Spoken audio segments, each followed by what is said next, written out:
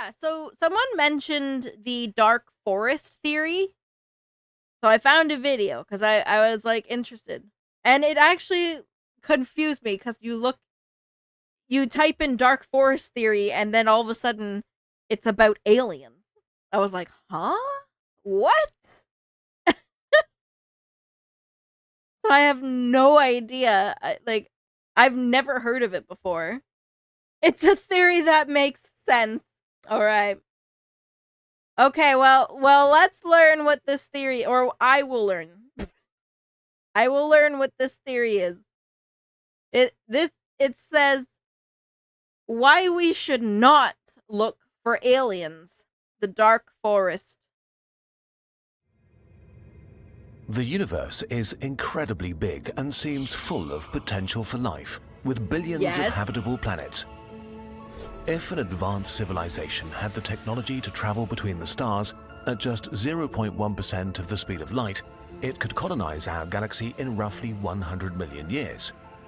Which is not that long given the billions of years Damn. the Milky Way has existed. So, in principle, any spacefaring civilization should be able to spread rapidly over huge sectors of the galaxy. And yet, we see nothing, hear nothing. The universe seems empty, devoid of others. This is the Fermi Paradox, which we've discussed in more detail in other videos. Confronted with the seemingly empty universe. Okay, so the dark forest theory is also called the Fermi Paradox? Yeah, the Fermi Paradox. Humanity faces a dilemma. We desperately want to know if we are alone in the Milky Way. We want to call out and reveal ourselves to anyone watching, but that could be the last thing we ever do. Because maybe I don't want to the do universe that. is not empty. Maybe it's full of civilizations, but they are hiding from each other. Maybe the civilizations that attracted attention in the past were wiped away by invisible arrows. This is the dark forest solution to the Fermi Paradox. Fermi Paradox is basically if the universe is so big, why is there no life? You know what? I feel like that is a fair question. That is a fair question. The way of life. The hunter awakes in his hiding place and carefully listens for suspicious noises from the thick undergrowth before he gets up. Another night has passed without incident. The forest is dark and full of fog. He considers calling out to others to end his loneliness, but stops himself at the last moment. What if they are like him? All living things seek to survive, secure resources, and multiply. Their greatest obstacle are other living things that share the same objective. Competition between species favored the survival of beings with advantageous traits. Our ancestors were inventive, competitive, expansionist, and greedy for resources, which led them to winning the competition for our planet. Today, most other animals are so utterly at our mercy that we wipe out about a dozen species a day, just as an unintentional byproduct of how we like to run things. Damn. But humans are more than individuals. From us, cultures emerge that also compete with each other. Competitive and expansionary cultures spread faster and further and merge with, subdue, or destroy others. If we look at our history, it becomes clear we are dangerous. Yeah. You don't say. You don't say. The aliens see. They're like, we're not going to go to Earth. They don't seem like nice people. The great filter theory they talked about was if a civilization can't get past a certain point in a certain amount of time, that civilization will end. That seems like a fair theory.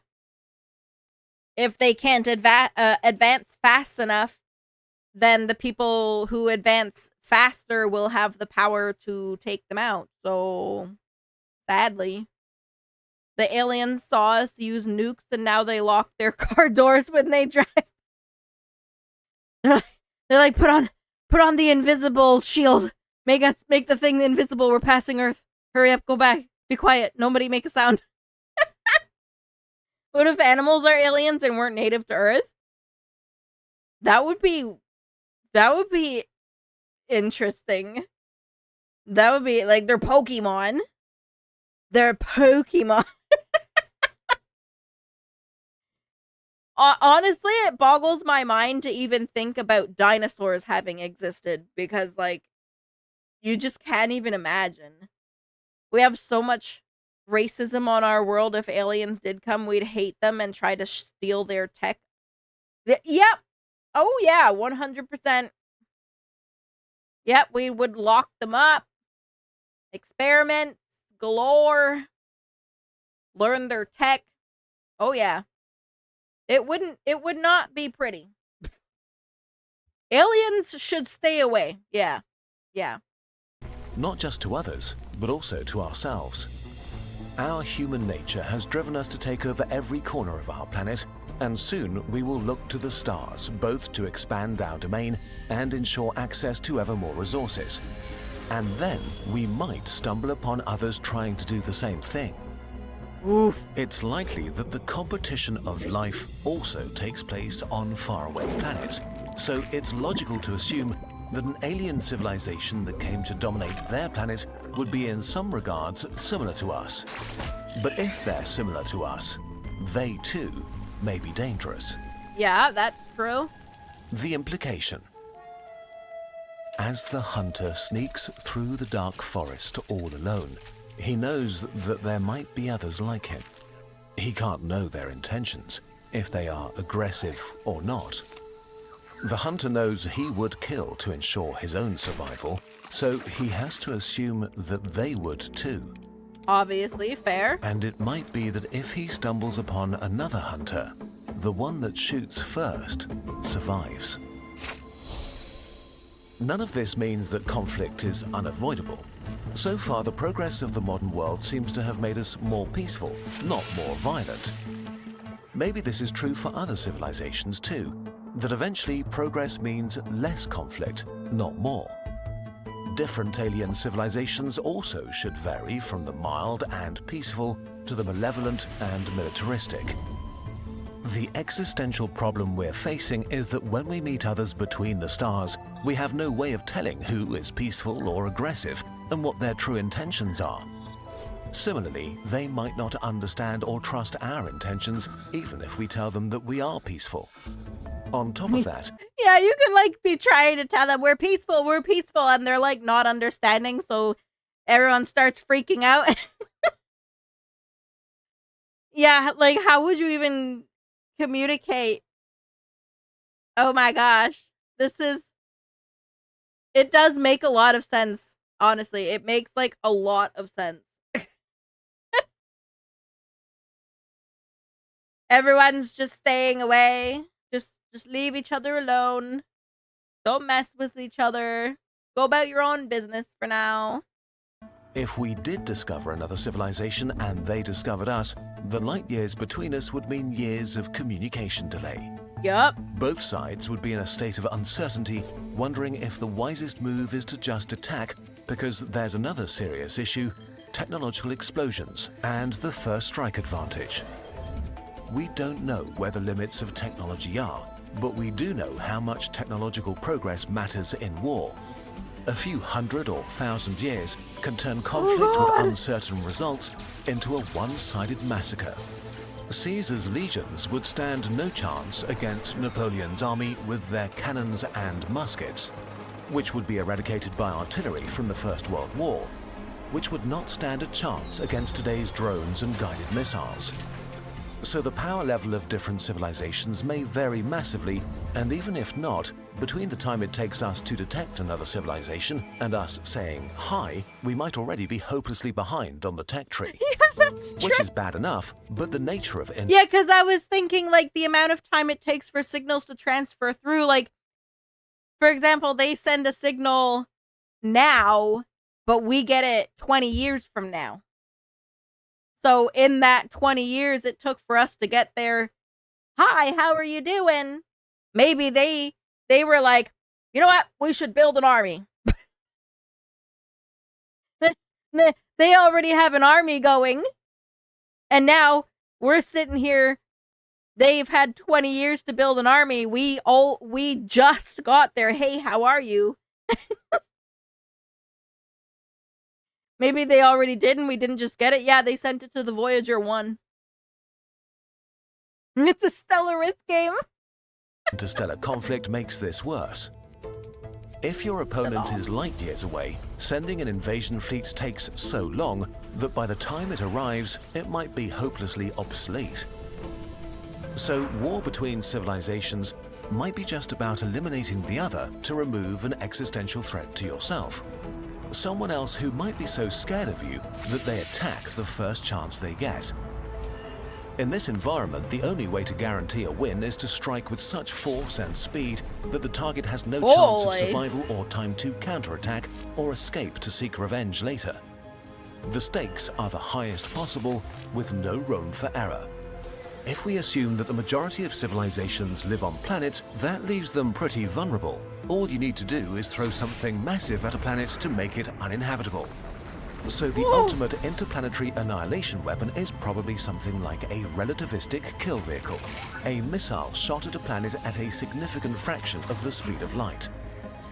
For example, a missile the size of a person going 95% the speed of light has as much energy as all nuclear bombs on Earth.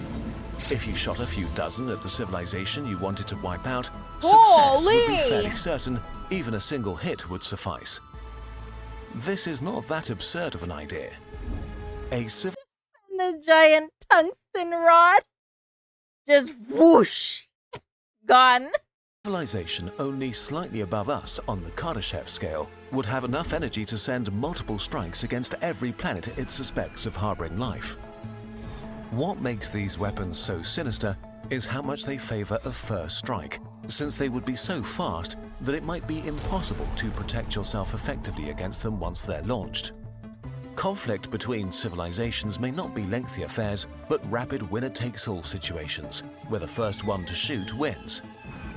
This makes any civilization an existential threat to any other.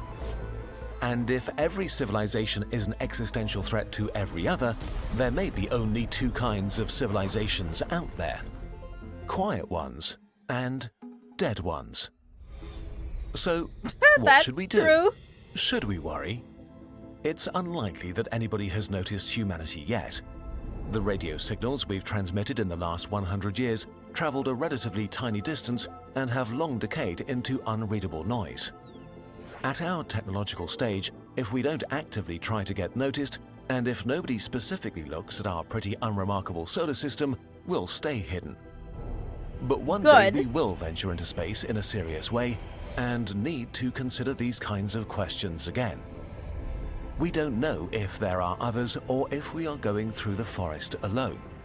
But we have no way of knowing for sure. For the time being, it seems the best we can do is to carefully listen.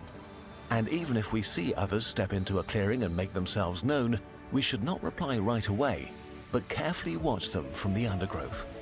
Perhaps we are also thinking about this all wrong by allowing our primitive brain that evolved in the context of the gruesome competition of life to conjure fears of predatory aliens all around us. Maybe the fact that we are looking at the universe like this is a sign that we are not grown up yet as a species. There could be a friendly, welcoming community of alien civilizations waiting to hear from us when we are ready. As for now, the good news is there is actually little we need to do. We just need to be thoughtful about the signals we send out into the galaxy. We need to watch the sky and learn more about our galaxy, our forest. Because whatever the nature of our forest is, full of dangers or friends, or nobody at all, only careful observation can tell. So, let's do that. At last, the hunter reaches a clearing and finds a comfortable position. Slowly, the sun melts the fog away. Lost in thought, he admires the vegetation until suddenly he is eye to eye with another hunter, frozen in terror, just like himself. His mind is racing, considering all the different options. The hunter takes a deep breath and makes a decision. Maybe the only way out of the dark forest is to step into the clearing together. And you just say hello. You just wave at each other and you're like, hi. How are you doing? What if they are intelligent chickens and cows and they see what we've done to them? They're like, bro, we are not going there. We don't like what we see there. What I like about getting up so early and having to drive to work is often I see meteors. What? Slasher, that sounds so cool. That sounds so cool. Okay, San, have a good night. That's the dark forest theory. Pretty scary. Honestly, it kind of is scary. It kind of is scary, not gonna lie. So let's say the Voyager 1 did, in fact, communicate with some other life out there. What would you do? Do you respond to that? Because then if you respond, then it confirms to them that, you know, we're here. And then what? Then they could come for us. Then they could be coming for us. You don't know. Yep, Spirit, yep. That's what this video was about. The dark forest theory. Exactly, Sadira. The peace symbol here could mean war to others. You just never know. I can explain. I'm a dark forest, the universe. We go through, we don't know if we are alone or if there's others. To find out, you make yourself noticeable, but you risk the chance if whatever you contact is also aggressive, so the only way to travel the forest safely is to keep yourself hidden. Yep. I really like that they used, like, the hunter as an example.